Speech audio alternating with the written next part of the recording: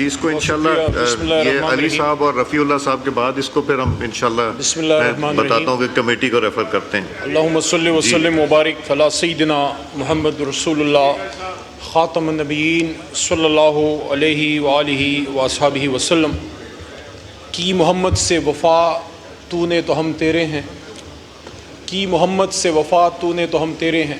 یہ جہاں چیز ہے کیا لوح و قلم تیرے ہیں. اس ایوان کو یہ اعزاز حاصل ہے کہ آج سے کم و بیش 50 سال پہلے جب فتنہ قادیانیت اپنے عروج پہ تھی، اس زمانے میں اس ایوان نے ذوالفقار علی بھٹو صاحب کی قیادت میں، جس زمانے میں مفتی محمود صاحب بھی اس ایوان کا حصہ ہوا کرتے تھے اور جید علماء بھی اور ہم جیسے عام سیاستدان بھی اور اس وقت کے نان مسلم مائنورٹیز بھی، ایک قانون پاس ہوا اور اللہ کے کرم سے اس کے بعد اس قانون میں قادیانیت کو اور قادیانیوں کو نان مسلم ان کی غیر مسلم قرار دیا گیا. اور پھر اس ایوان کو تقریباً 50 سال بعد پھر یہ اعزاز حاصل ہوا کہ بالکل یونانیمس، مجھے یاد ہے وہاں بحیثیت پارلیمانی امور میں کھڑا تھا اور یہاں سے جمعیت علماء اسلام، جماعت اسلامی کے ہمارے چترال سے ممبر ہوتے تھے اور ایم کیو ایم کے ہمارے بھائی ہمارے ساتھ گورنمنٹ میں تھے، مسلم لیگ نون، پیپلز پارٹی اور ہمارے نان مسلمز بھی جو یہاں موجود تھے. یونانیمس ریزولوشن پاس ہوئی خاتم النبیین صلی اللہ علیہ وآلہ وصحبہ وسلم کی، اور اس کے بعد یہ ایک فیصلہ ہو گیا کہ پاکستان میں جتنے جناب اسپیکر صاحب درسی کتب ہیں یا آفیشل ڈاکیومنٹیشن ہے، وہاں جہاں بھی حضور نبی کریم صلی اللہ علیہ وآلہ وسلم کا نامی آئے گا ساتھ خاتم النبیین لکھا جائے گا. اور ہمیں بڑی خوشی ہوتی ہے جب ہمارے پرائمری اسکولوں میں، ہمارے ماڈرن ایجوکیشن انسٹیٹیوٹس میں ہمارے بچے جب درسی کتب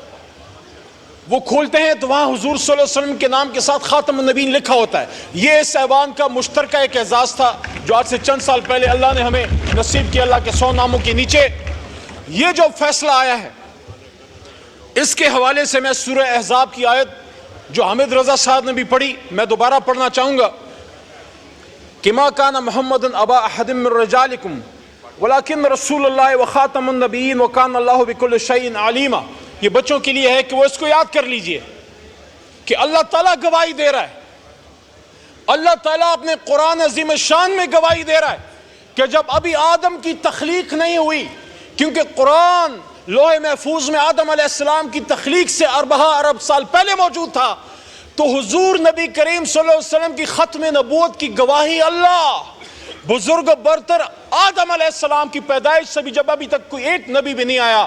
وہ گواہی دے رہے ہیں. اور حضور نبی کریم صلی اللہ علیہ وآلہ وسلم کی اپنی حدیث کا مفہوم ہے. ابو داؤد میں حدیث نمبر 4252 اور ترمذی شریف میں حدیث نمبر 2219، اور دونوں کا مفہوم یہ ہے کہ میرے بعد بہت سے ایسے، حضور نبی کریم صلی اللہ علیہ وسلم فرماتے ہیں کمی بیشی اللہ معاف کرے، میرے بعد بہت سے ایسے جھوٹے نبی آئیں گے جو نبوت کا دعویٰ کریں گے، لیکن حضور صلی اللہ علیہ وسلم نے کیا فرمایا؟ انا خاتم النبی لا نبی بعدی، کہ میں آخری نبی ہوں. حضور صلی اللہ علیہ وسلم فرماتے ہیں میرے بعد کوئی نبی نہیں آئے گا. تو ثابت ہوا کہ اللہ کہتا ہے کوئی رسول نہیں آئے گا، آپ آخری رسول ہیں، اور اللہ کے حبیب کہتے ہیں میں آخری نبی. تو نبوت کا بھی دروازہ بند، رسالت کا بھی دروازہ بند، اور اس کے اوپر مہر تصدیق ثبت کی 25 کروڑ عوام نے اللہ کے 100 ناموں کے نیچے اس ایوان کے ذریعے. آرٹیکل 260 بڑی لمبی تفصیل ہے، ٹائم ضائع ہو جائے گا، اس میں یہ کلیئر ہے کہ جب تک آپ حضور نبی کریم صلی اللہ علیہ وسلم کی خاتم النبیین کی ختم نبوت پہ یقین نہیں رکھتے آپ مسلمان نہیں ہو سکتے. اور اب ہم نے اس کی حفاظت کرنی ہے، اور اس کے ساتھ ساتھ قرآن عظیم الشان کی بھی اللہ تعالیٰ نے خود اس کا بیڑا اٹھایا ہے. یہ کوئی بھول جائے کہ ہم ختم نبوت یا قرآن کی حفاظت کریں گے، وہ اللہ کرے گا، لیکن ہم نے اپنا کردار ادا کرنا ہے. میں سمجھتا ہوں کہ یہ جو فیصلہ سپریم کورٹ کی طرف سے آیا ہے، چھوٹا موٹا وکیل ہوں، میرے خیال میں اس ایوان کو پرزور مطالبہ کرنا چاہیے اپنی سپریم کورٹ سے کہ سپریم کورٹ میں بھی ہم سے زیادہ غلامان رسول موجود ہیں، ان کو ہم سے زیادہ حضور نبی کریم صلی اللہ علیہ وسلم سے محبت ہے اور ان کی ختم نبوت کی حفاظت کے لیے ہم سے زیادہ قربانی کے لیے تیار ہوں گے، لیکن اس فیصلے سے ابہام پیدا ہوا ہے، اس لیے ضرورت اس امر کی ہے جناب اسپیکر صاحب کہ جس طرح میرے محترم حنیف عباسی بھائی نے بات کی ہے اور جس طرح حامد رضا صاحبزادہ صاحب نے گفتگو فرمائی ہے اور جس طرح لا منسٹر صاحب نے بات کی ہے، میں بھی ان تمام باتوں کو سیکنڈ کرتا ہوں۔ سب سے پہلی بات تو تحریک انصاف کی طرف سے یہ کہنا چاہتا ہوں، کسی بھی صورت میں ریاست کے علاوہ، حکومت کے علاوہ کسی کو سزا دینے کا حق نہیں ہے۔ اگر ایک شخص کسی گناہ کا مرتکب ہوتا ہے، جرم کا مرتکب ہوتا ہے، اس کو پکڑنا، اس کو سزا دینا حکومت پاکستان کا اس کی ذمہ داری ہے، لیکن اس کو اس کی ذمہ داری یاد دلانا اس ایوان کا کام ہے۔ اور ایک آخری بات اور جناب اسپیکر صاحب، اگر چوک میں کوئی قتل خدا نخواستہ ہو جائے، اس پہ 302 لگتی ہے، کیا ایسا ہو سکتا ہے کہ ہم یہ کہیں کہ نہیں چار دیواری کے اندر ہو جائے تو پھر ٹھیک ہے؟ نو،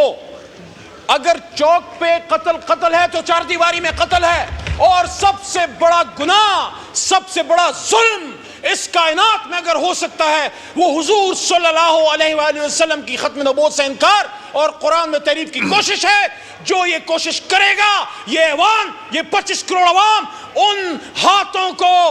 توڑ مروڑ کے پھینک دیں گے، اس سے پہلے کہ عوام نکلے، اس سے پہلے کہ عوام نکلے اور وہ خود انصاف کرے۔ ہم یہ مطالبہ کرتے ہیں پرزور کہ حکومت پاکستان اس میں اپنی ذمہ داری پوری کرے، سپریم کورٹ اس میں اپنی ذمہ داری پوری کرے، ہم ان کے ساتھ کھڑے ہیں، لیکن جب تک اس کا رزلٹ نہیں نکلتا اور اس پہ قوم کو اعتماد نہیں ہوتا تب تک یہ ایوان جاتا رہے گا۔ میری درخواست ہے کہ اس ایشو کو آپ اس کے لیے اسپیشل پارلیمنٹری کمیٹی بنائیے، اس میں سینٹ سے محترم ممبران کو لائیے، علماء کرام کو بٹھائیے،